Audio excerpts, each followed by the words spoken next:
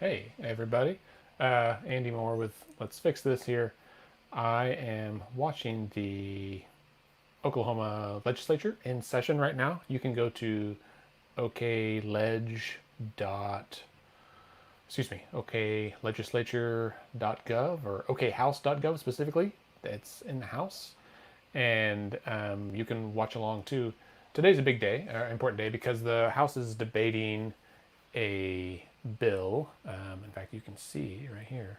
Um, so the House is debating a bill right now. They're starting to that is has to do with absentee ballots. So let me get one of these headphones out. As you may remember, on Monday, the state Supreme Court issued a ruling that upheld and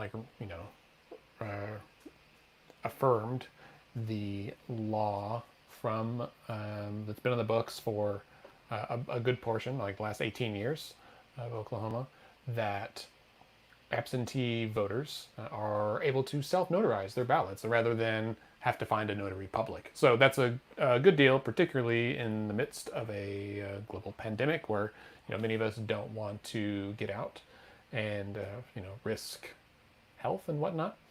So that was on Monday afternoon. Big win for democracy and for voting access. Then yesterday afternoon, like 24 hours later, word came out that the House was going to amend a Senate bill and take some language out, put some new language in, and that new language would be used to not undo it, but like change it in a way. So the new language would basically be in effect for this year only, and only for elections that are within 45 days of an emergency health declaration, which is like we're in one of those right now. So June would be right now the only election that would be affected. We think, I mean, there's a good chance, right, that November's presidential election might also be affected. So that kind of remains to be seen, I suppose. So what we are looking at now is a situation where the the Oklahoma House of Representatives is going to be voting on a bill. It was going to be Senate Bill 1779, and we sent out an action alert about that this morning, as did like a bajillion other organizations and individuals. And what we found out about an hour ago is that they are not going to use 1779. So thanks to everyone who called their legislators about that bill. I'm sure they know that it wasn't specific to that number, because then it changed to Senate Bill 459, I think. And when they changed to 459, the issue was, from what I heard, that 1779 had not been second read in the House, so thus it wasn't eligible to be heard today. So they went to another bill, but I think that bill was still actually in the Senate's possession, so they couldn't use that bill. So now it is, I believe, Senate Bill 210 was the latest I saw. And so I am going to check and see. My stream keeps quitting. Oh, look, and they are voting on that bill right now. Gosh. So hang on, let me update this. My headphones clicked out on me here. I'm going to pull it up on a second screen so that how can I do this? There we go, like that. So what we've, oh, there it is. Now I have audio. So as we can see, it was about an amendment. If it's based on what it looks like, all the Democrats voted yes, Republicans voted no. Last I heard, House Rep Emily Virgin, the Democratic leader, was proposing some sort of amendment on there. Oh, I guess she moved to table it, I think. I'm not always up in my Robert's Rules of Order as much as I would like to be. So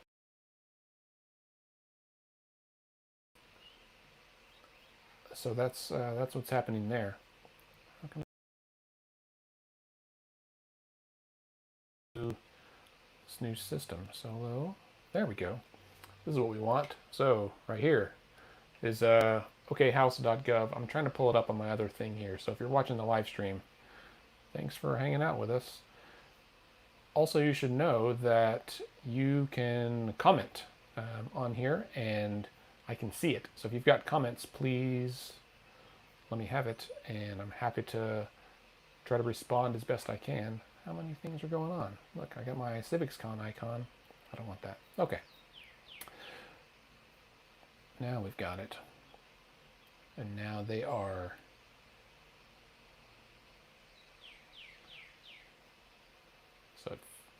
so that amendment failed as kind of expected.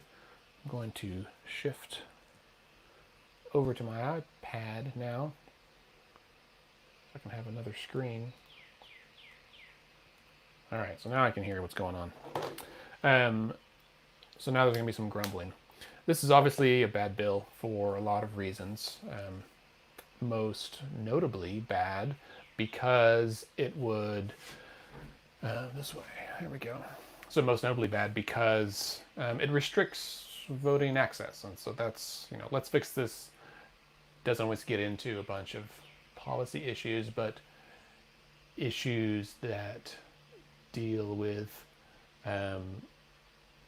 democracy, deal with voting, elections, how all that works. Those are things that we kind of care about and get involved with. And so this bill is certainly kind of within that scope. The live stream has been canceled like twice now. It's very troublesome. So I guess there's 3 amendments on the bill and then 1 amendment to an amendment. Oh, and Representative Nichols is filing another amendment to the amendment. Hopefully you're listening at home. If not, I don't know. We'll see what happens. I do see a comment on here from Pat Collins Miller. I'm a state retiree and a widow of a state retiree. Trying to find out COLA. Pat, I want to say that that passed before they went on the break, but I will have to find out for sure. I'll try to look that up and find out here, and if I can, I'll comment back in this live stream. If you haven't yet, you can always reach out to the Public Employees Association. That's a good resource for that. So good question. Question from James Craig. I called my House rep, Denise Crosswhite Hader, House District 41. I know that one from my work with people with not politicians. It is a very long district that goes from Yukon to up around Enid and north. Strange looking district. Anyway, James says he emailed her this morning. Well, yeah, so comments about voter fraud. It's interesting. Everyone talks about voter fraud, and I think we're all concerned about it. We all want safe and secure elections. Me too, right? Like, does anybody not want that? We're all very interested and concerned about that, particularly in today's environment. As more states move electronic, there's concerns about that. Oklahoma has really safe and secure elections. By and large, we always have. And so one of the great things about our system is that all the voting machines in Oklahoma are the same. So in some states, they have different ones in different counties, but we have the same machine across the whole state. And that helps out. Also means we get results pretty quick. So we use paper ballots that are verified, and then you vote electronically when you scan it in. So it's a verifiable system. People are now concerned about absentee voting, even though, there are a number of states, Colorado, I think Washington State, that use all absentee voting, all vote by mail, where they send a ballot out to everybody in the whole state. This means that everybody has a better chance at voting, right? Of all age demographics and all, race and all that stuff. And so it really helps, like in a state like Oklahoma, admittedly, that is currently a majority Republican. I think the majority is always concerned, regardless of which party it is, the majority party is concerned about losing power, right? Because they're the majority, they stand to lose something, and thus, I guess, the minority stands to gain something. This is one of the problems with our two-party system, in my mind. But the truth is, there's been almost no documented history of voter fraud. Very rare in America. I mean, it's like one in 150,000 something. It's like a tiny fraction. In Oklahoma, the only voter fraud that I know about was from like 30, 40 years ago, and it was done by notaries, right? And it had to do with ballot harvesting, where they like collected a bunch of ballots. Maybe they filled them out illegally and then turned them in a batch. There are laws against that now. Oh, they're back on the floor. And they are, and so that's the only documented history. So one of the things that's funny about this bill is that they are alleging that we need the notary requirement to ensure that we have safe and secure elections, even though the only example of that was by notary. So it is a sad reality, I think, of our democracy right now, that every issue is so partisan, right? Like things are divided by party, everything from science and facts and that kind of stuff when it deals with health outcomes to, certainly very partisan issues like abortion or criminal justice or those things. And now we see that even things like how our elections are done, the initiative petition process, things like that are being made partisan. Now, if you look back in history, all of these things have been partisan for a while, but they are partisan in both directions. So for the first 100 years of Oklahoma's history, the Democrats were in power, and they were they had the same interests as anybody else. The other side is in power now, and so they are most concerned about it. So it really is like a majority minority issue. Nevertheless, it's still a partisan issue, and I think that skews, to James's comment, how people view this, right? So I think with this bill today, talking about Senate Bill 210 that the Oklahoma House is debating right now, which is, you can't see it because the stream stopped, but let me restart that. There we go. Whoa. So the issue there is that we have one group of folks that we'll take party out of it. We have one group of people in Oklahoma, in America, who are interested in expanding the right of people to vote and their ability to vote and making it easier for people to vote. And then we have another side, another group of people who are concerned with making it more difficult to vote in basic terms. And the problem with that is that it's a right to vote, right? Like in history, there's always been some groups that are for it and some groups that are against it. And that's kind of the sad truth. James has another comment here on Facebook. He says, completely agree with you and the data on this. It's a red herring, suppress votes. The thing that's, yeah, I agree with you, James. I think what's funny to this is that that bills like this are going to be made into a partisan issue, as we just said. It seems ironic that with this bill in particular, and I don't know if they've changed the language yet. I need to pull it up. As of last night and this morning, when it was still under Senate Bill 1779, there was the version said that it was for elections in 2020 only, and only for those that were within 45 days of the date that of a health emergency. So it applies to June. Who knows what'll happen in the fall, but there's a chance then that this bill is only in effect for this June election. And that seems, I mean, odd that they would pass a law just for one election. Now, I will say this is unprecedented times and coronavirus and all that, but the fact is the bill as written is saying you have to mail in a copy of your driver's license or state ID with your ballot for this election only. Obviously, there are, politics at work because the June election has Medicaid expansion on it. It's also a primary election for, the state house and a bunch of other offices. And so it does seem suspicious. And I think we're all used to the thinly veiled attempts by one party or the other to play politics with something.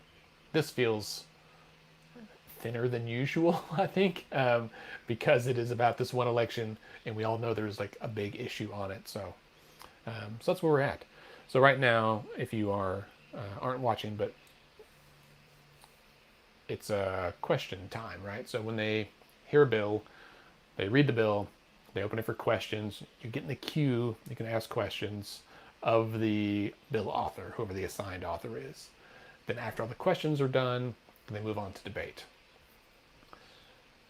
And so, as is often the case, right now it is primarily the author, who's a Republican representative candidate, is answering questions primarily from the Democrats. So Representative Andy Fugate is asking a question now.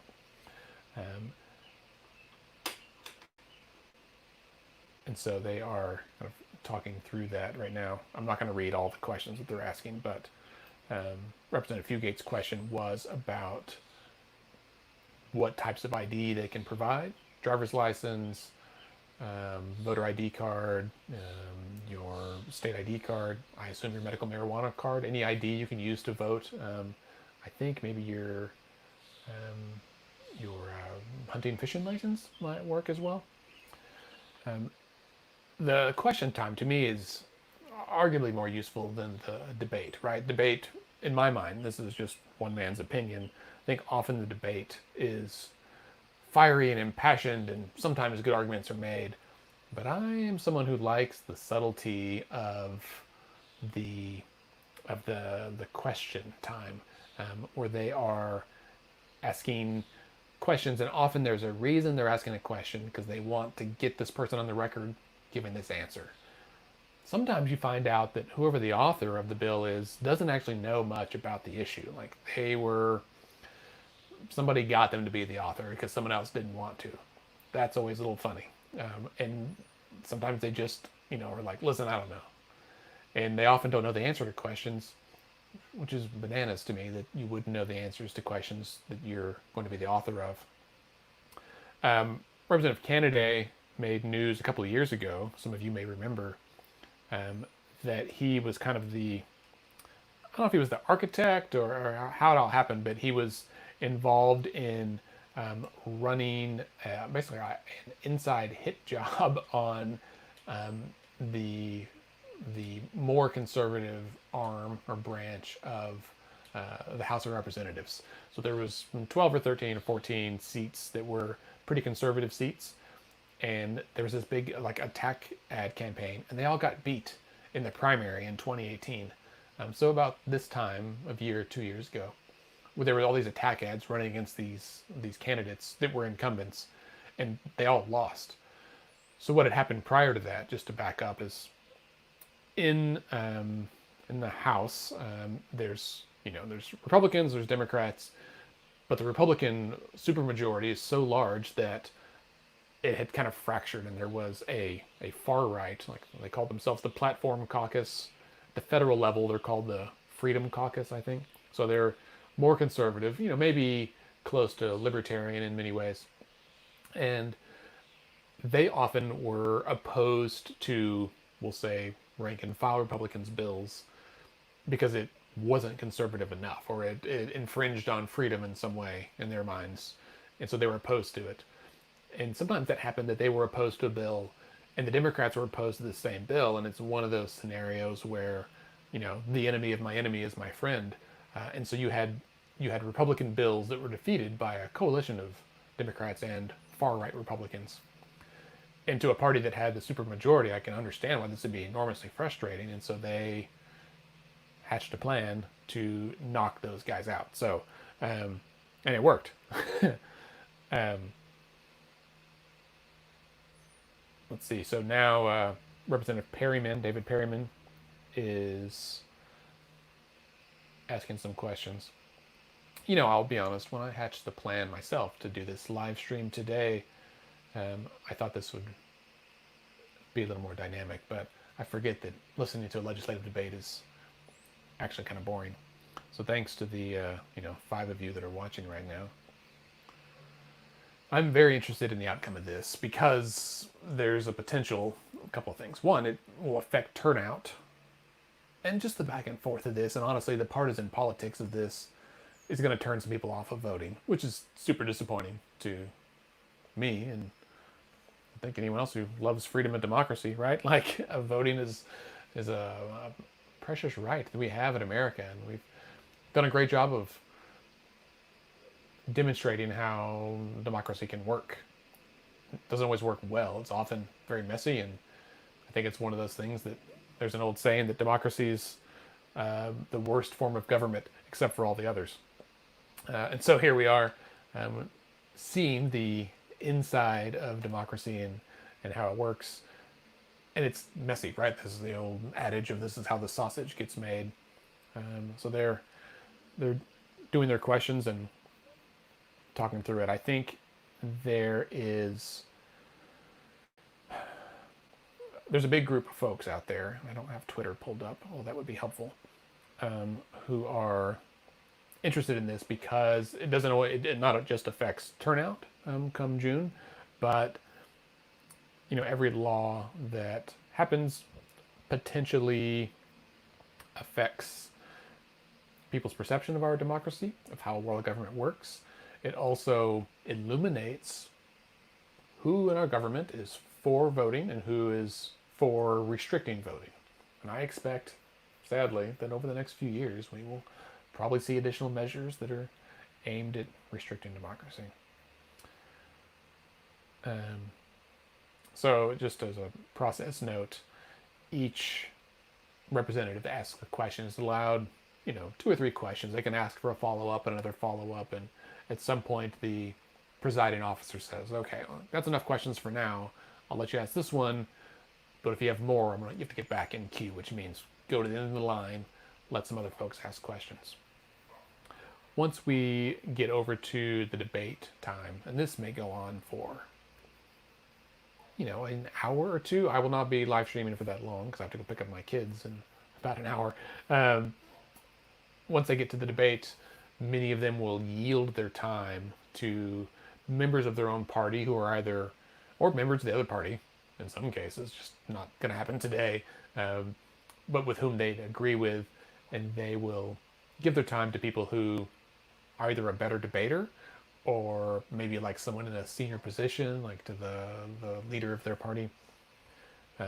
In some ways that's good because it allows for that person to have a longer time, and it also usually gets for a maybe more succinct debate. We don't need 20 people saying the same thing over and over again necessarily, especially because we know things are how they're going to come out, right? So I don't want to be defeatist in this, but I think there's a good chance that this will come down to a party line vote, and then it'll still pass, right? And part of the reason for that is that the Republicans have a supermajority in both chambers. In the House, which has 101 members, they have, I think, 74 right now that are Republican, and in the Senate it's a higher, I think almost 82% of the Senate is Republican. So when they make comments, about the governor that they have a veto-proof majority in both chambers, that's true. Which is, whether or not you agree with them on a given issue, I think it is a little concerning that, this group of individuals has power to pass laws, to defeat laws, and to even like pass laws that were vetoed by the governor, which is like a checks and balance that's in place by our founding fathers. And when they know that they don't have to listen to him or anybody else, they can just push whatever through. Well, we don't always get the best laws, right? Sometimes you get what you pay for. So we'll see what happens. Just on a entertainment note, Representative Colin Walkie is asking questions now. He's a trial attorney. I believe his dad is a judge. Always an entertaining debater. He's a good speaking voice and just can really get fired up. Often from talking to him myself, I know he sometimes feels a little embarrassed by how he conducted himself on on the floor, and he's certainly scaled back from his first term in office. I mean, listen to Representative candidate for just a second here.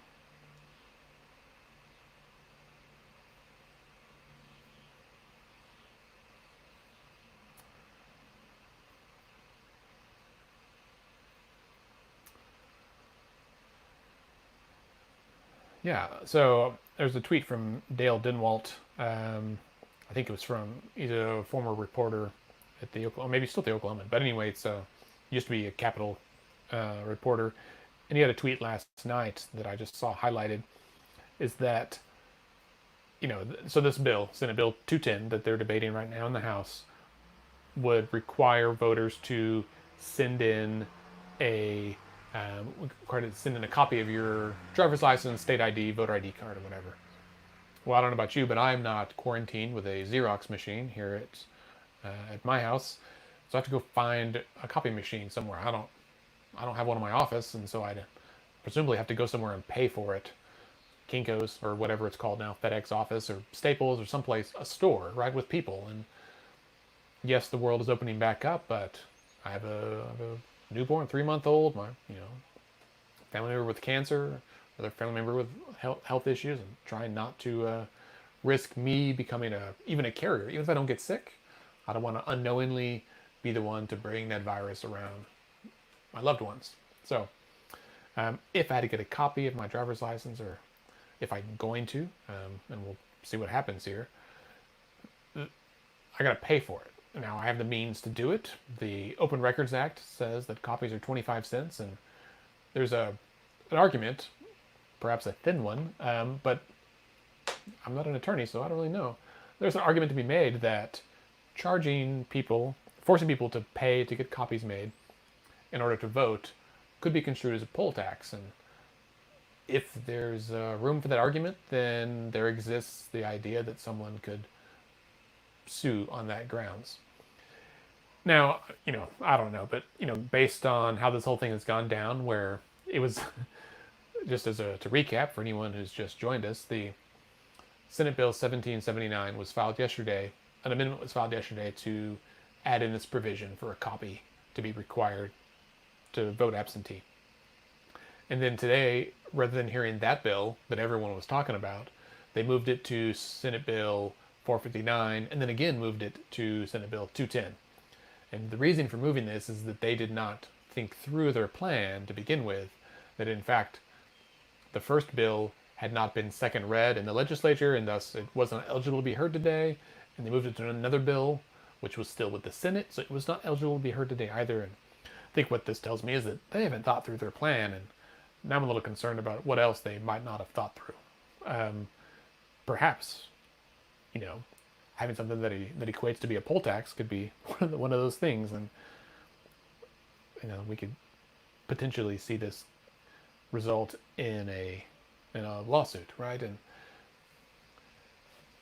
there's nothing that frustrates me more than our state legislature passing bills that are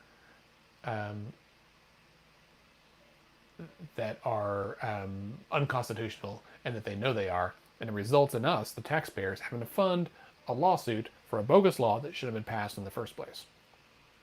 Now, some states, I will say, have robust staff in their legislatures whose sole job it is to like review statutes to make sure that laws being proposed or voted on or passed do not conflict or are not unconstitutional in the first place. I think we have some of those staff, but not near as much as some others. So we'll see. All right, I'm gonna listen in for just a moment here. I don't. Oh, sorry, the live feed died off again. Ah, on both my devices. If you guys are on Twitter, I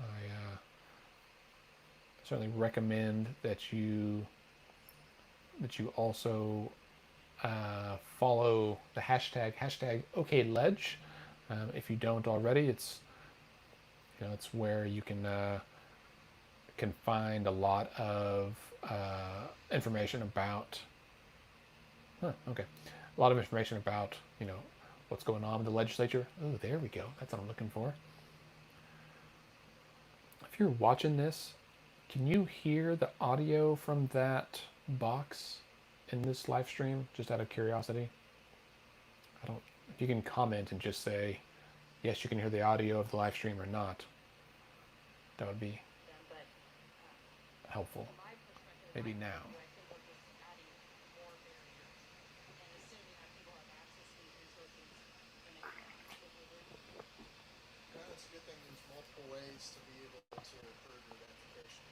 Okay, thanks, Jennifer. Jennifer Perry.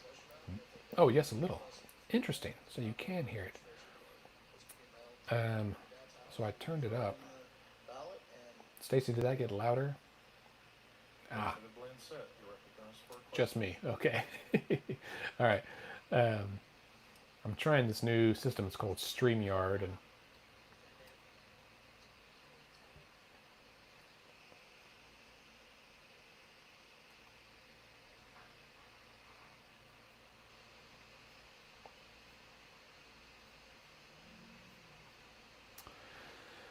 so I will say, I haven't really talked about it, I guess, in this stream, but the concern here, the reason this bill is in place. Sorry, representative candidate just said, "I'm sure there's still fraud. People find ways to defraud us and the government all the time." To be clear, there's no documentation or even reports of voter fraud.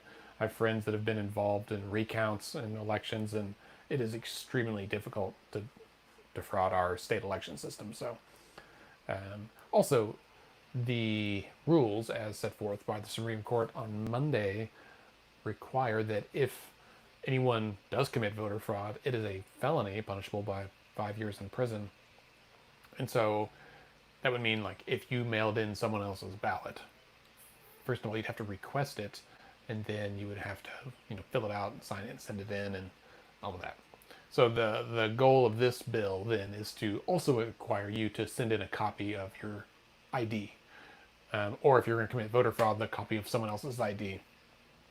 Again, don't do it. Not that you would, and I don't think anybody will. But I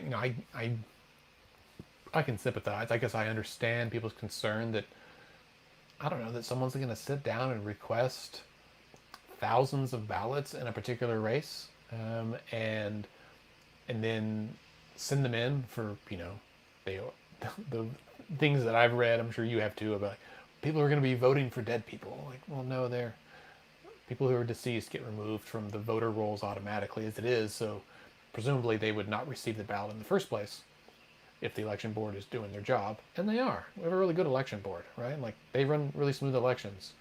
I'm sure they're probably irritated with all this focus on them this year because they just want to run, they just want to run good elections, and not have to deal with the potential for voter fraud.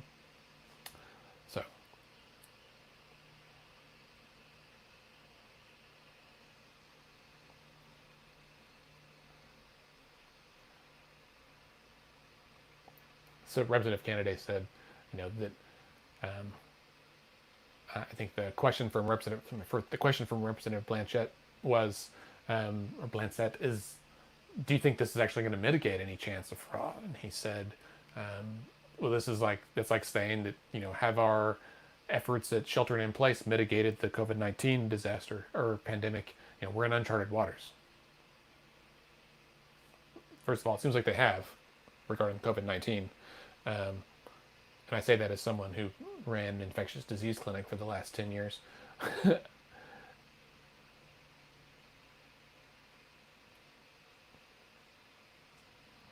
So he ends by saying he has greater confidence that this will result in fewer risks, or mitigate the risk of voter fraud. Sorry if you can hear the kids in my neighborhood. I'm in a little windowed room upstairs in our house, and it gets really hot in here if I don't have the windows open. So my apologies for that.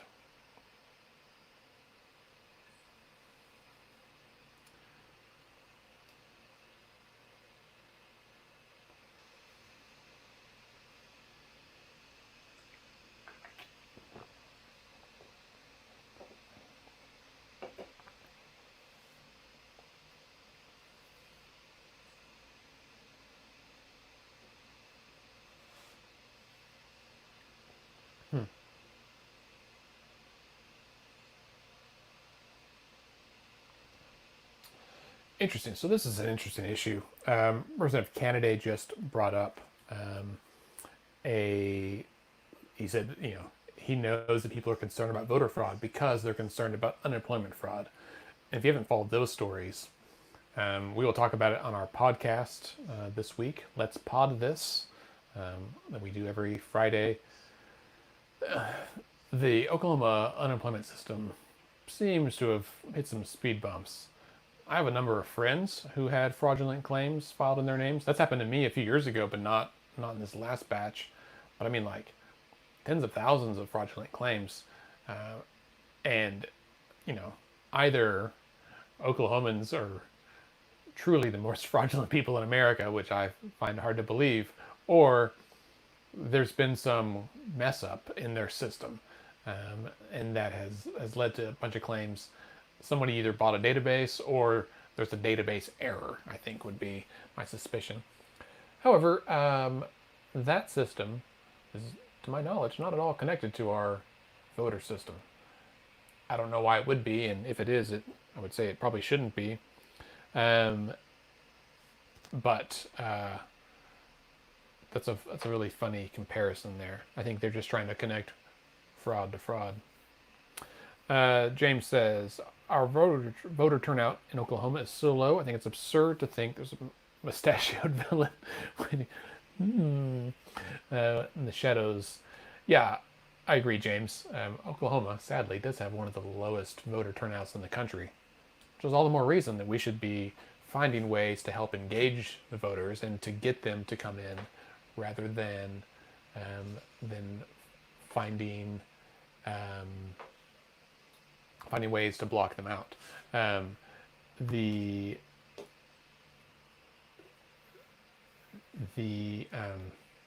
Oh, I lost my train of thought. My apologies. Yeah,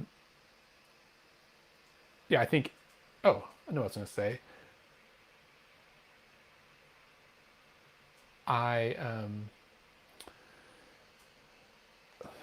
There's a bunch of stuff that the election board could do, that the legislature could do, in fact, with this bill instead, right? So rather than trying to pass a bill that restricts and makes it harder to cast your absentee ballot, under the guise of doing it securely, they could pass and author some things to make it easier. And it's already easy. They're trying to make it harder, but they could make it more secure, right? So, voters could do everything from, like, even changing the ballots to include the last 4 digits of your social security number, right? You have to provide that when you register to vote, so the election board has that, and that's a identifier that should not be widely available, right? You can't just guess it based on, they're not going to have it on their Facebook profile or anything. So they could make that one simple change. I think in my mind that would ensure that it's secure. In fact, if you haven't already registered to vote absentee, I strongly encourage that you do. Go to the election board website, It's elections.ok.gov or ok.gov/elections. I think they both will get you there. And if you do, in fact, I'll comment on here. Ok.elections. Nope. Elections.ok.gov. Boom. So you can register to vote absentee. It's super easy. And when you do, if you do it online, you can request a paper form, which is fine, but then that's an extra, step of mailing something.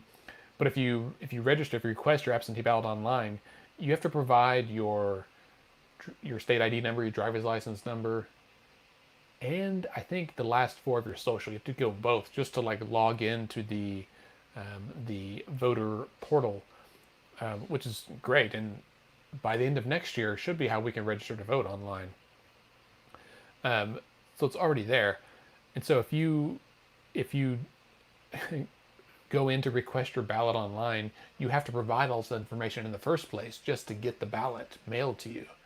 So, and it tracks your ballot. So when you mail it back in, it knows if they've received it back. So there's already lots of steps of fraud prevention kind of in the system. So again, it seems very odd that they're concerned about that. Congrats, Stacy said she did it on Monday. Really simple. Well done. That's super exciting. I need to remind my wife to do it. I'll be honest, I've been registered to vote absentee for a few years. It's super handy. And it, even if you don't use it,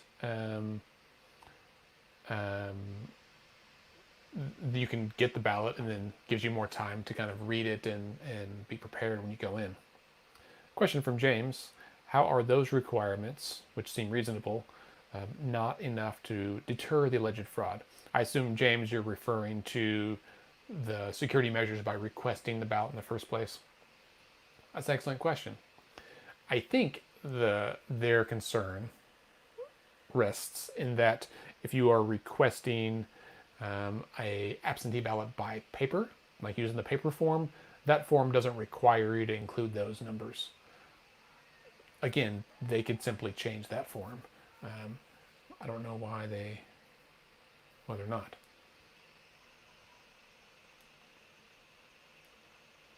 Representative Forrest Bennett is asking questions now.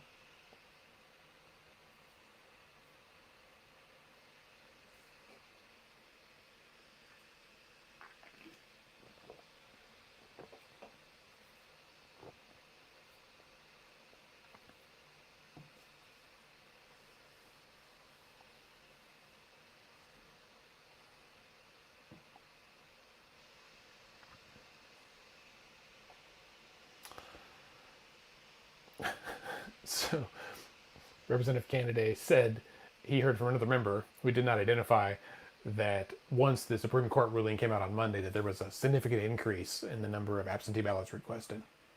Yeah, because it makes it easier, right? Like the notarization was a big hurdle. And so, yeah.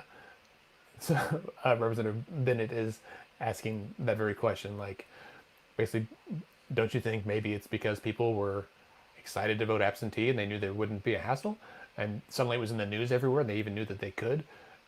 Or do you really think it's because people are trying to planning out to defraud the state? It is.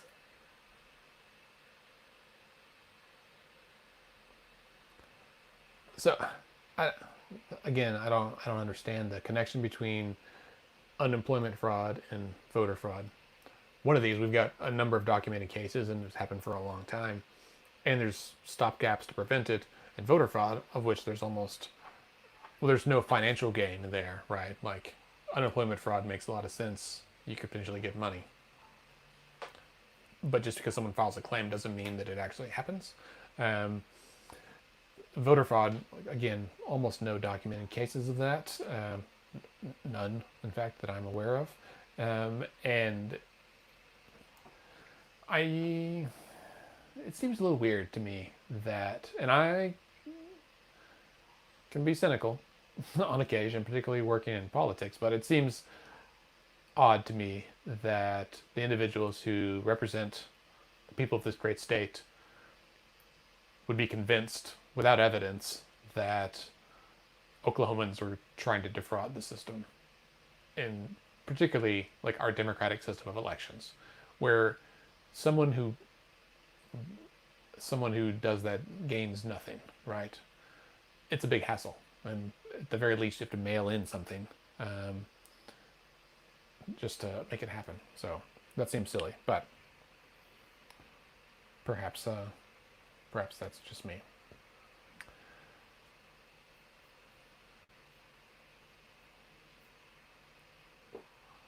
Right, well, my computer said I got a text message, but it has not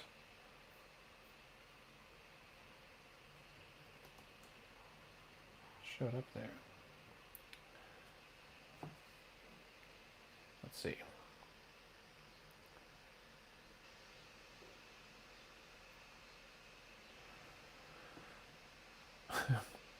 As is often the case, I'm already receiving messages from citizens who are concerned that if this passes, right, and that we'll have to all either get our ballots notarized or provide a copy. I guess notary is not going to happen because the Supreme Court's already ruled on that, but to provide a copy of our driver's license, state ID, people are trying to put plans in place to say, how can we make this happen so that people can get access to these resources, to copy machines, to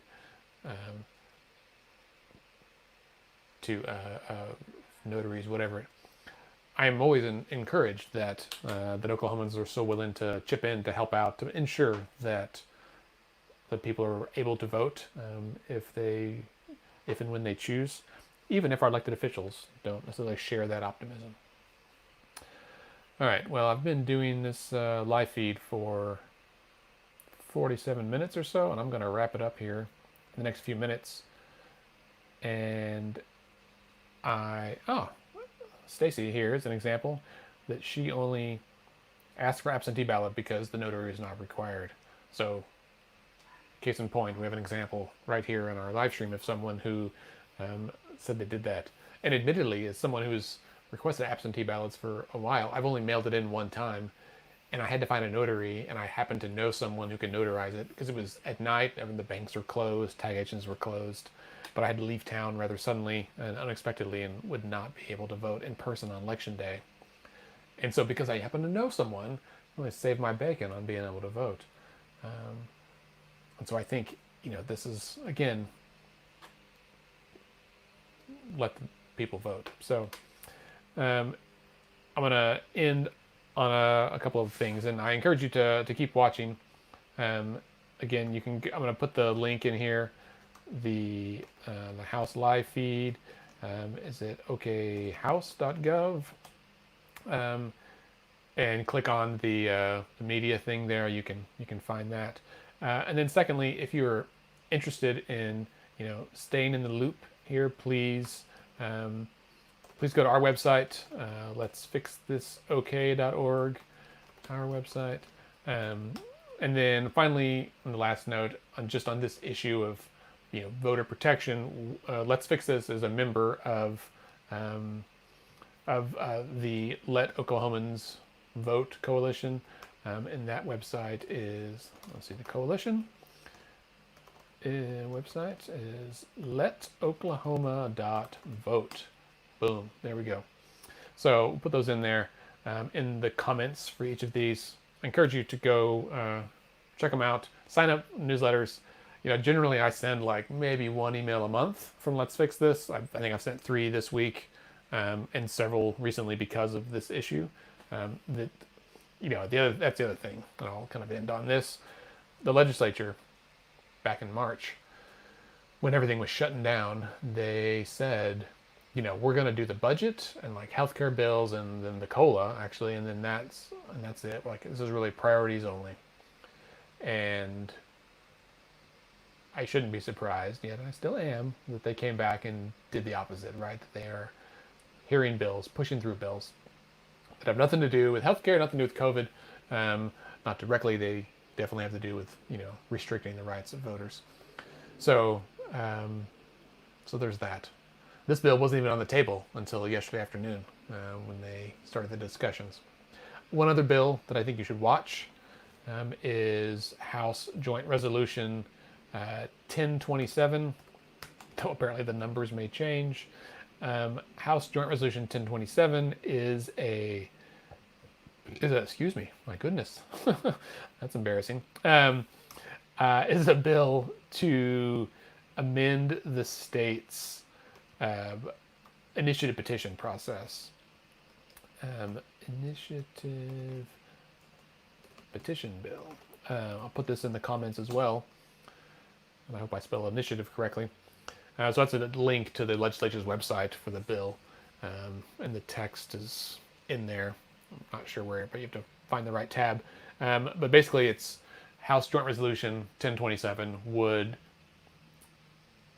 change how we collect signatures for a ballot initiative in the state. So current law is that you collect the prescribed number of signatures that's based on the previous voter turnout in the previous gubernatorial election. So it's, whatever percentage of the turnout, you have to get that many signatures, and you collect them wherever you want in the state, from registered voters throughout the state. This bill seeks to change how that's done, that it would change it to be a percentage of each congressional district. So basically, if you have to get 178,000 signatures, then you'd have to get 20% of those in each of the 5 congressional districts. Doesn't make it impossible, but it does make it a lot harder. Because right now, half the state's population lives in Oklahoma City or Tulsa. And so that's where you collect signatures. I don't care what the issue is, whether it's medical marijuana or, opening more prisons, or I don't know, like whatever it is, both sides of the aisle, conservative, liberal, whatever issues, that's how you collect signatures. That's the easiest, most effective way to do it. The people still get to vote on it, right? It still goes to vote of the people, and people across the state still vote on it. This is just to get it on the ballot. And it's opposed by Republicans and Democrats alike. Moderates, conservatives, liberals, like kind of everyone's opposed to it. The only folks that don't seem to be opposed to it are the legislators who, arguably stand to lose something. Their big concern is that this would circumvent them, right? It doesn't make their jobs obsolete, but it certainly changes their relevance, I think. So, the initiative petition process, Oklahoma is fortunate that we have it. Many states don't. Our framers of our Constitution enshrined this right in our Constitution because they knew that we cannot always rely on our state government to pass the laws that we need them to pass and we want them to pass. Also, that they may pass laws that we don't like, and we need a way to repeal those laws, an extra check and balance in there. And so this is a sacred right in our state. It has been upheld by the court and protected throughout our state's history, and the fact that they are seeking to make it more difficult, I think, bespeaks how they feel about it. And so, anyway, it's been assigned to the Senate Rules Committee. I don't know when it's going to be heard, if it'll be heard, or if it'll make it to the floor. The House has already passed it. If it passes the Senate, and I'm sure if it's heard, it will, then it goes to a vote of the people. It would become a state question. It is ironic that, and on purpose, in fact, that in order for them to change how signatures are collected, it has to go to a vote of the people. History says that it's not going to work out well for them.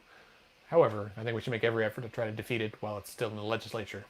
Makes it a lot easier. I'd rather nip it in the bud before it gets on the ballot. So, all right, well, thanks for watching. Enjoy the rest of your day. I encourage you to continue to watch this, listen to the debate and the questions. Make up your mind for yourself on how you fall. You can still send your legislators emails, phone calls. even while they're there. If you watch the live stream, you'll see a lot of them are, on their phones or answering emails or laptops while they're on the floor. They're also going in and out of the chamber because they don't all want to hang out in there with everyone else and risk getting sick. So, so there's a chance that they may respond to you as well. So, or hit them up on Twitter. That's always good. Thanks for watching. You guys enjoy the sunshine.